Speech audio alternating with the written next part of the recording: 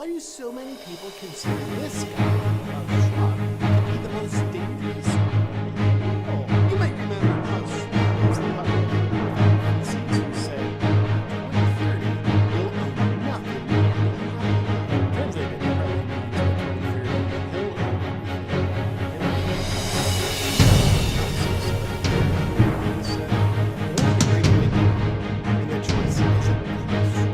he'll One of the features of this fourth industrial revolution is that it doesn't change what we are doing, but it changes us. The difference of this fourth industrial revolution is it doesn't change what you are doing, it changes you. If you take genetic editing, right. Just as an example, it's you who are changed. Yeah. And of course this has a big impact on your identity. Yeah. Editing your genes? Cool, I'll explain that later. But first, why do so many people consider this guy, Klaus Schwab, to be the most dangerous man in the world? Well, there's some reasons. A lot of them. You might remember Klaus Schwab as the puddle of liquefied feces who said, by 2030, you'll own nothing and be happy about it. Translated, that probably means by 2030, he'll own everything and he'll be happy about it. But how does he expect you to own nothing and be happy about it? Oh, he's got a plan. Now, I'll tell you about it in a minute. But before I do, a little bit about Klaus Schwab. He's the author of COVID-19, The Great Reset. What a grand opportunity indeed. Oh, and his book was published on July 9th, 2020. Wonder how he got it written and published that fast. It's almost like maybe he pre-wrote it before he started the pandemic. Before the pandemic started. Old Klaus is also the founder and chairman of the World Economic Forum, an organization that faces the public with very noble sounding goals of creating a better world. Fear-mongering about climate change and disease are big goals of theirs. Welcome to Davos. Just park your private jet over there and then go inside and pretend to be concerned about climate change. Klaus and the World Economic Forum want a worldwide digital ID system that determines your access to goods and services. It would monitor your online behavior, purchases, and biometrics. It kind of seems like he just wants to do away with the whole democratic process and give all the power to the state and whoever runs the state, the deep state. But that's based on both his words and actions, so it's probably an inaccurate observation. Was Dr. Evil's character based on this reptile? Mr. Schwab writes the following. One of the greatest lessons of the past 5 centuries in Europe and America is this. Acute crisis contribute to boosting the power of the state. It's always been the case, and there is no reason why it should be different with the pandemic. Nobody ever elected Klaus Schwab to anything. This all just sounds like conspiracy, doesn't it? The World Economic Forum are good guys. Haven't you seen the headlines they pay for? Go green, right? Right? That's probably right. They truly are good guys. Accordingly, you'll be excited to hear that the lineup of World Economic Forum speakers at their annual gathering of elites in Davos included such benevolent humanitarians like Xi Jinping, the leader of the Chinese Communist Party, who's currently committing genocide, Anthony Fauci, who's arguably currently involved in crimes against humanity, and Bill Gates, who's arguably currently involved in crimes against humanity, and Australian Prime Minister Scott Morrison, who's arguably currently involved in crimes against humanity. What a great lineup! But my favorite Economic Forum speaker of all time is this reptile, Klaus Schwab's top advisor, Dr. Yuval Noah Harari. Let's see what he has to say. Data might enable human elites to do something even more radical than just build digital dictatorships. By hacking organisms, elites may gain the power to re-engineer the future of life itself. Because once you can hack something, you can usually also engineer it. Elites hacking organisms and re-engineering life itself? Well, he's not talking about doing that to people, is he? Now, in the past, many tyrants and governments wanted to do it, but nobody understood biology well enough, and nobody had enough computing power and data to hack millions of people. Neither the Gestapo nor the KGB could do it. But soon, at least some corporations and governments will be able to systematically hack all the people. Well, I guess he was talking about doing that to people.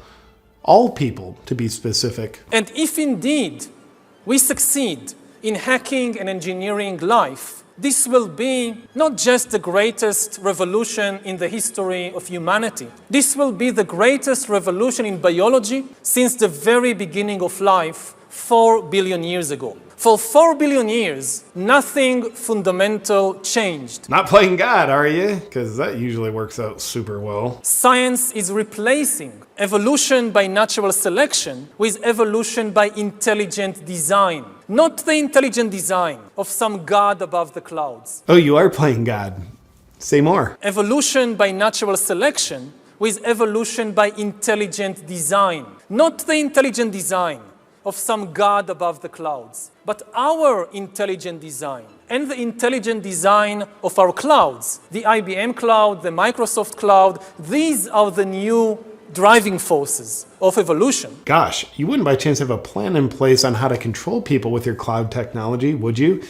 And that plan isn't by chance already being implemented, is it? Today, we have the technology to hack human beings on a massive scale. Oh, so you could implement it. In this time of crisis, you have to follow science. It's often said that you should never allow a good crisis to go to waste. Sounds familiar. And I guess you are implementing it already. Didn't anyone bother telling this guy not to say any of this out loud on camera? It's a lot of evidence. Surveillance, people could look back in 100 years and identify the coronavirus epidemic as the moment when a new regime of surveillance took over, especially surveillance under the skin. My brain, my body, my life, does it belong to me or to some corporation or to the government or perhaps to the human collective? This guy's revealing the whole plan. He's gonna ruin it. The World Economic Forum, out for the good of humanity. You'll own nothing, not even your own DNA, if we have our way. Now for some additional fun facts about Klaus Schwab and the World Economic Forum. They've got a Young Leaders Program, which is a 5-year indoctrination program into their principles. The goal of the program is to create world leaders who don't answer to their people because they don't care about them. They answer to their bosses at the World Economic Forum. Graduates of the program include admirable world leaders that are suspiciously in lockstep with the Great Reset, such as Justin Trudeau, Francis Macron, and Mark Zuckerberg. Sponsoring partners of the World Economic Forum's Young Global Leaders program have been the Bill and Melinda Gates Foundation and Google. I wonder why Google censors and shapes information to be in exact support of the World Economic Forum's narrative. Oh, another fun fact, the World Economic Forum is predicting a worldwide cyber attack. I'm pretty much a wizard at predicting the things I'm gonna do too. The very concerned Schwab believes the cyber attack could bring a complete halt to our power grid, transportation, hospital services, and to our society as a whole. The World Economic Forum then simulated the cyber attack. Simulated or planned? I'm not sure, but they said it was a simulation, so it's probably best to just believe them. Oh, also the World Economic Forum, along with the Bill and Melinda Gates Foundation, hosted Event 201, which oddly enough played out exactly as they planned. Or simulated, or whatever. Let's move on. And here's a picture of Klaus Schwab sitting in front of his statue of Vladimir Lenin. I wonder why he's got a statue of one of the most murderous world leaders in history. Lenin killed an estimated 5 million people. And finally, remember Schwab's whole thing about you'll own nothing and be happy about it? What's the World Economic Forum's plan to make that happen? Well, it's probably nothing, but consider this. BlackRock is an investment firm with $9 trillion under management, which is a higher GDP than every country on Earth, aside from the US and China. Therefore, it turns out BlackRock has more political and financial influence than the Federal Reserve and most governments. Sounds cool, but what's the connection with the World Economic Forum? Well, again, and it's probably nothing, but BlackRock CEO Larry Fink is also just a board member of the World Economic Forum. Well, that's super convenient. and probably just a coincidence. Is the World Economic Forum and BlackRock colluding in corporatism, where an unelected corporate elite dictates top down to the population? Well, they couldn't be doing that because they'd have to infiltrate the government, which they haven't done. Except for, in one of Joe Biden's first appointees once he took office, he named Brian Deese to be the director of National Economic Council. Brian Deese came from BlackRock, where he was a global head of sustainable investing, and now he's Biden's main advisor for economic policy. But Biden's making the policy decisions, not the unelected corporate elites at BlackRock and the World Economic Forum. Of course Biden's making all the decisions. Let's not be silly. Oh, look, there's a picture of Biden in the audience at the World Economic Forum. Oh, and also Kamala Harris's chief economic advisor is Michael Pyle. He came from BlackRock, where he was a global chief economic strategist, overseeing the strategy for investing $9 trillion. Well, it looks like corporatism, but it's probably not. But if it was, it would actually be a viable strategy for BlackRock and the World Economic Forum to own everything and for you to own nothing. Oh, fun fact, BlackRock is buying up single-family homes at an alarming rate, oftentimes paying 20 to 50% above asking price, so normal people like you and I can't own the homes. Now, there is an interesting pattern to all this. You know how you hear about ancient tyrannical rulers who would rule over their dumb people by saying things like, yeah, if you don't do all of this slave labor and let me sleep with your wives, then God's going to make you all perish in a deadly storm. Well, God told me, and because I'm elite, I have access to this knowledge and you don't. So you better do as I say or you're going to die. Well, us peasants can't perceive what the king can, so we better do as he says. Go ahead and bang my wife. And thank you for doing it for my protection, King. Good old fear-mongering, a predictable pattern as old as time itself. But with Klaus and the World Economic Forum, it's climate change is gonna kill you, disease is gonna kill you, and a cyber attack's gonna get ya. So you better do as we say, or you're gonna die. I don't know, the weather looks pretty good to me. Why don't you ever smile, Klaus? You look like a sociopath. No, you don't understand. We elites have access to knowledge that you don't. So you better listen to us or you're gonna die. Same old fun pattern of fear-mongering. They know of the scary problems and only they have the solutions. So listen up or you're gonna die. Gotcha, Klaus. Nothing new here. We see you. In conclusion to the question, is Klaus Schwab the most dangerous man in the world? Here's his top guy again. Humans are now hackable animals.